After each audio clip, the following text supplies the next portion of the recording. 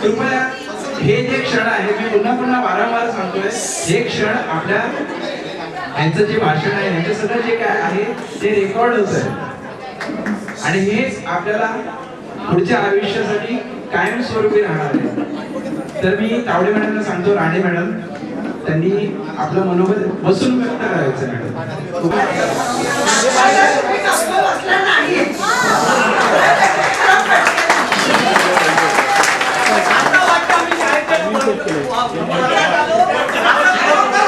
आता शाळेत आम्ही बसलोय. किती वेळ गडबड करताय, जरा तरी शांत बसा. त्यांचेच विद्यार्थी गेलेले आहेत त्यांचे मॅडम. कुठे गेला तो माझ्याचा पोट वाढला पण पाठी गेलाय. बाकी पहिला पेन्शन बसायचा विद्यार्थी पण आता पोट वाढला पण पाठी गेला. इंग्लिशचा पिरियड सुरू झाला बरोबर. मला मागे घेऊन जायची ना काय असं आणि त्याचे सगळे मित्र पण तसेच साधारण बघते आहे. तुम्ही अक्षरशः कमाल म्हणजे कमाल करून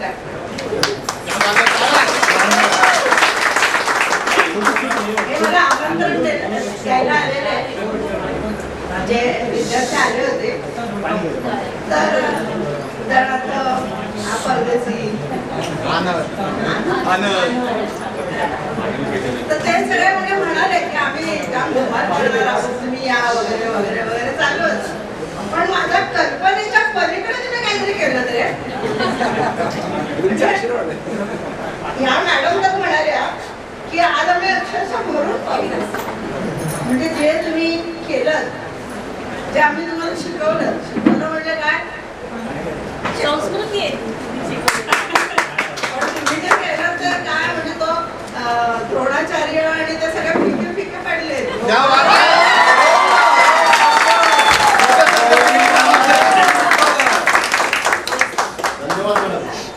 म्हणजे आणि याच्यामध्ये जो कोणाला तुमचा मुख्य संघटक आहे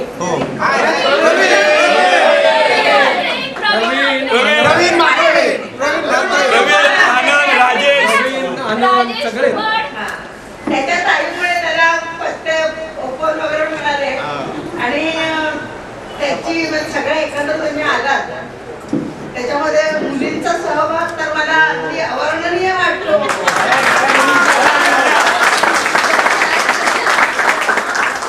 कारण सासरी गेलेल्या मुली आणि लांब लांब कुठं तरी जाणाऱ्या मुली, आता इथं कल्याणवरून का कुठून तरी आले ना,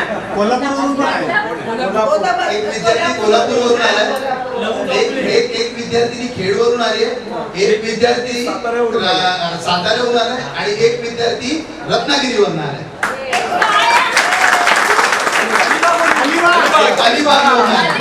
आणि खेडवरून कोण आला? कोल्हापूर मधला लहू, कोल्हापूर मधला साताऱ्यावरून साताऱ्यावरून धाऊ जोरे, शिक्षक धाऊ जोरे. कोल्हापूरवरून आले. उभी राहा. कोल्हापूरवरून कोण आला?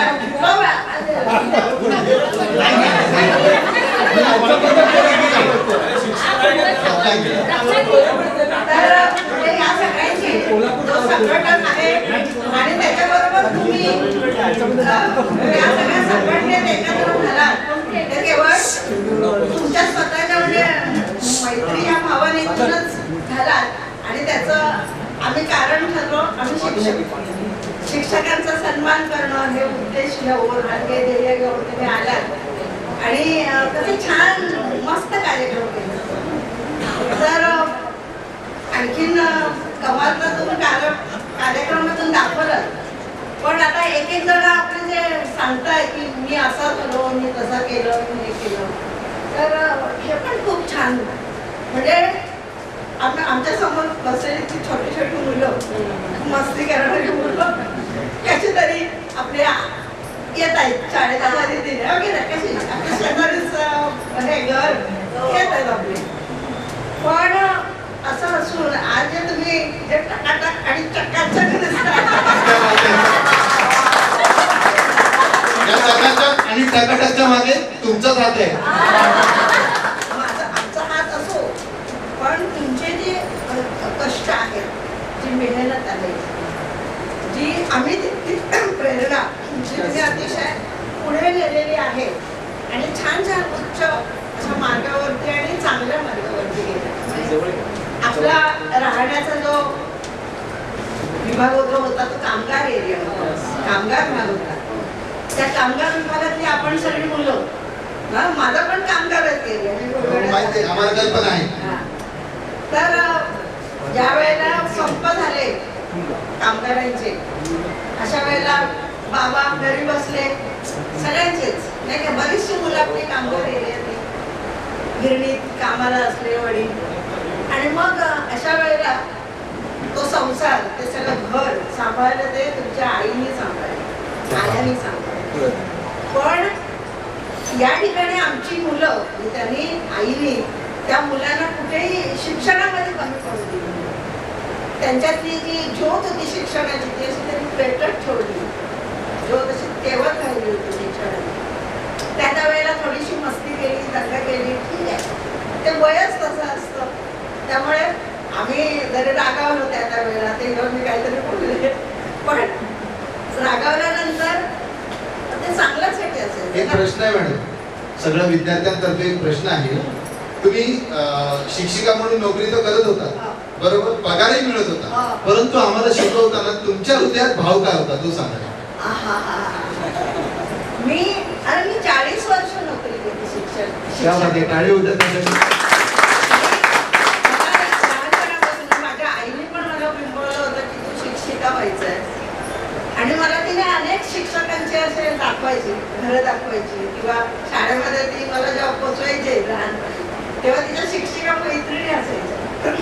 आणि मग ती मला सांगायची की तुला पण शिक्षिकाच बनायचंय. आणि त्याच्यातून मी इतकी प्रेरणा घेतली की आईला शिक्षिका व्हायचा म्हणजे आवडतंय ना, तो मला पण शिक्षिका व्हायचा.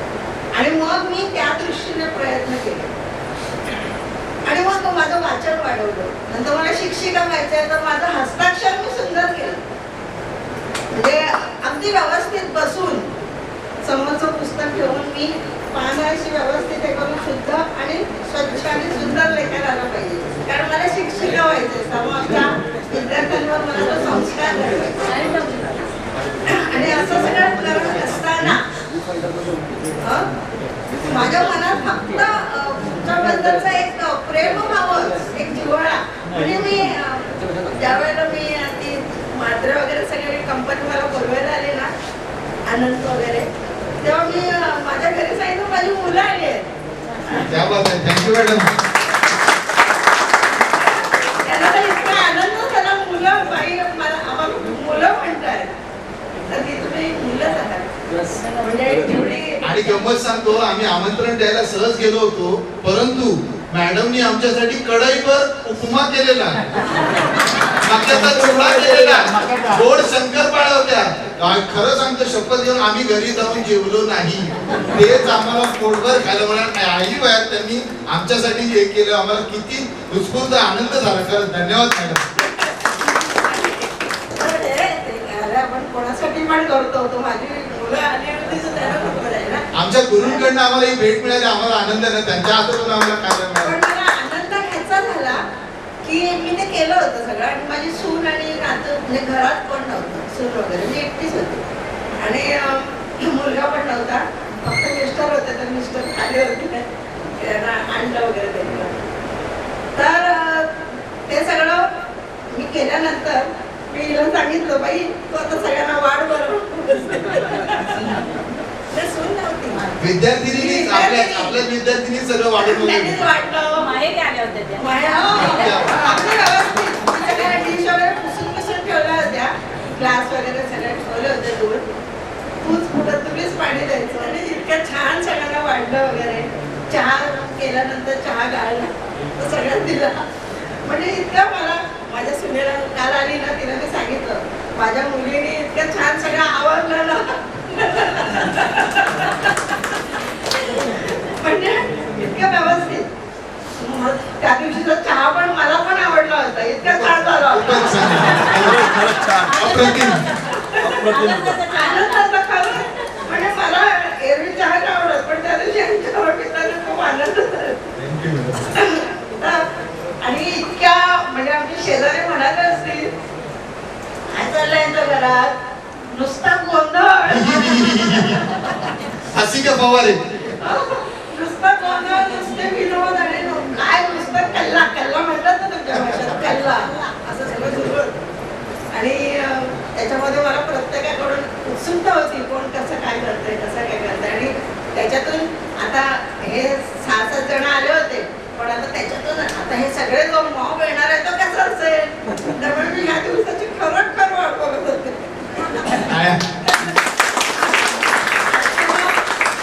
सगळे माझे कार्यक्रम मी बाद केले म्हटलं नाही मला फक्त त्या BST कॉलनीमध्ये जायचं. आत्मीय कार्यक्रमाला आलात ना खरोखर वाटते की आयुष्य आमचं जे आहे ना असं वाटेल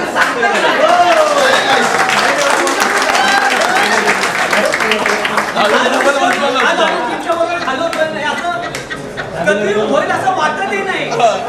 असं खूप मन अगदी समाधान झाला. रत्नागिरीवरून आलेला आहे. रत्नागिरीवरून आलेला आहे. सुंदर गावात. मन अगदी खरोखर समाधान झाला. आयुष्यात काहीतरी एक चांगलं खरोखर घडलं याचं एक आठवण आयुष्यभर आहे. मला आता अशी अनुभूती येते की आमच्या हातून असे छान छान विद्यार्थी घडले. थँक्यू. मी तुम्हाला आणि कामगार विभागात सांगितली ना आठवण ती म्हणजे तुमच्या आईने कसा संसार उभारला आणि त्याचे संस्कार करून पुढे तुम्ही जाताय. आणि तुम्ही तुमचे संस्कार सुद्धा आता हिने आपल्या मुलांचं सांगितलं. आता बऱ्याच जणांनी आपापल्या घरचं सगळं वातावरण सांगितलं मला तर त्याच्यातून मला असं जाणवलं की हे सगळे आपले संस्कार ही आपली मुलं आपल्या मुलांपर्यंत पुढच्या पिढीपर्यंत देत आहेत आणि समाजासाठी काही ना काहीतरी त्याच्यातून काहीतरी सदुपयोग होतो ह्याचा आनंद जास्त होतोय. कारण काय नुसतं आपल्यापुरतं आपण जगायचं नाही तर आपण आपल्या हळूहळू समाजासाठी सुद्धा जगायचं आहे. आता इतर श्रुती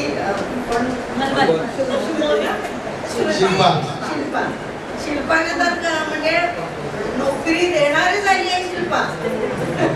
तिच्याकडे पण ती पैसे पण देते. 5-6 जणांना तिने आपल्याकडे नोकरीला ठेवलेलं आहे. म्हणजे असं जर केलं तर प्रत्येकाकडे तुमच्याकडे क्षमता आहे.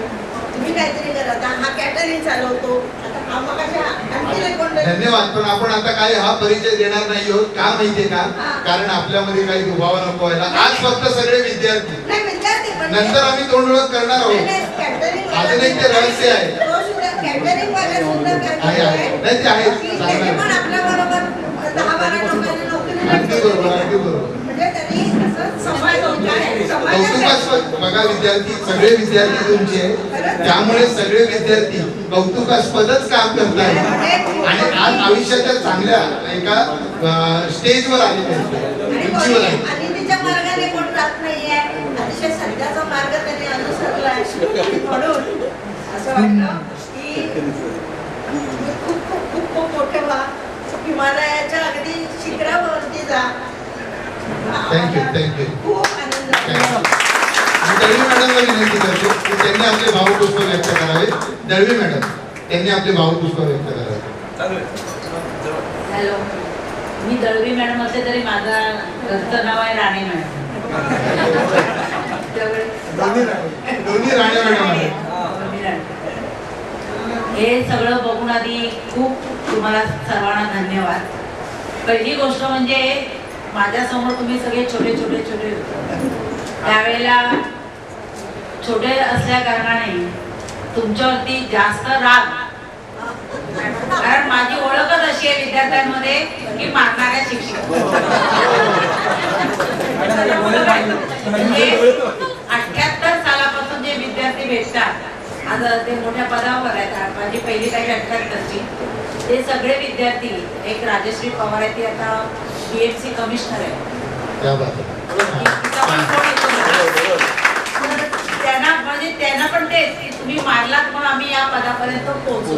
छडी लागे छमछम विद्याई गम माझ्या गम. मागे हा हेतू होता माझा की माझ्या विद्यार्थ्यांनी काहीतरी शिकावं आणि कळावं.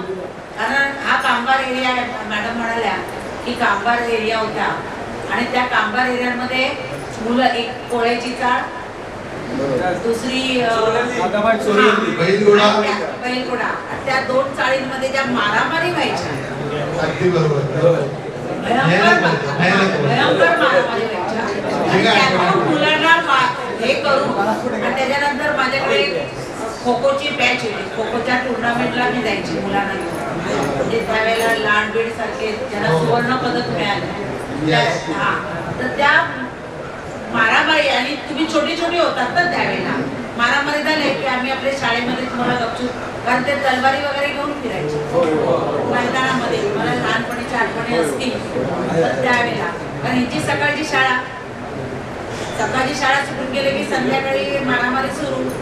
तर अशा परिस्थितीतून मुलांनी मला जेवढा वेळ मला देता आला तेवढा मी तो दिला. माझी मुलं टाकून माझं लग्नही नरेपाकमध्ये झालं, दोन्ही मुलंही नरेपाकलाच झाली. त्याच्यामुळे मुलांना टाकून स्कॉलरशिपसाठी लवकर येणं. मग हेतू हा होता की मुलांनी माझ्या वरती जावं. कामगारातली PMC मधली मुलं आहेत म्हणून ती मागे पडू नये म्हणून त्याच्यासाठी मी झटत राहिले. 36 वर्ष नोकरी केली, खूप झटत राहिले मुलांनी. पण आज इतका आनंद होतो की सगळ्या मुलांचे जे काही कारनामे ऐकले की मी या पदावर आहे, मी हे केलं, मी ते केलं, मी हे केलं, खूप आनंद होतो की आपण शिक्षक म्हणून जे काही त्यांना दिलं, त्या शिक्षकी पेशाचा हा आम्हाला गुरुदक्षिणा म्हणून जो मोबदला मिळतोय ते बघून खूप आनंद होतो.